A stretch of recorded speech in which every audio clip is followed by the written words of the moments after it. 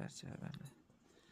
Kanalni nima uchun ochdim deyilganiga ba'zilar o'ylaydi faqat bir katta ishlar qilish kerak. Yo'q, ozgina kichikroq, yengil kuchi yetadigan darajadan boshlash kerak. Misol uchun mana shu ena bolani bu yil o'zimiz ustamiz, ustachilikdan topilgan pulga mana shu ena bolani oldik, keyin bitta buzoq oldik.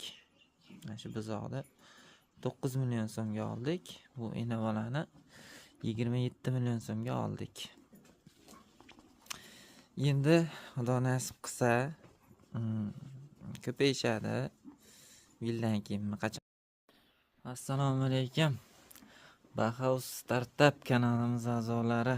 Mana bugun birinchi kontent, birinchi videoni mol boqish sirlari yoki bir mol boqish uchun qo'llaniladigan bir usullar haqida gaplashamiz. Bugun birinchi videomiz yangi kanalimizda.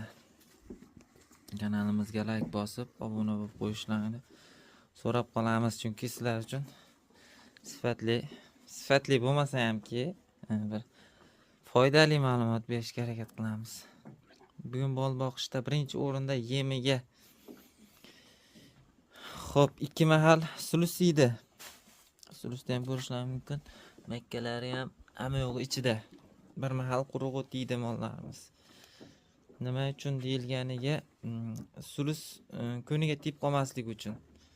Sulusimiz hozir ko'pligi hisobiga ko'proq sulus yeyapti. Agar kamayib qolsa yem yeydi, atalar yeydi, tert yeydi. Xullas bir mahal boshqa qandaydir yo'nalishini qilamiz. Bir mahal yem, bir mahal sulus, bir mahal quruq o't yeyiladi. Hozir sulus ko'pligi hisobiga 2 mahal.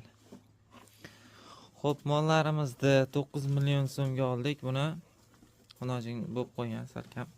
Bu ena bola sigirimizni 27 million so'mga oldik. Bu yerda kuchi bor, yoshroq bolalar bo'lsa, shu 1 yil ichida 3 ta 4 ta mol qilsa bo'ladi. Konkret ma'lumot bu. Anaqa 1 yilda 10 ta mol qilasan, 10 ta mol 1 yildan keyin 20 ta bo'ladi, unaqa emas. Konkret maqsad bo'ladi, aniq bir ma'lumot bo'ladi. Bu yer shunaqa ishlar qilaman degan.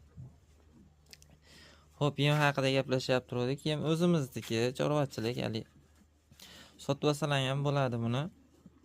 Bitta prinsipi adashmasam 2 milliondan 2,5 million so'mgacha sotilyapti. Quruq o'tlarni ham holatiga qarab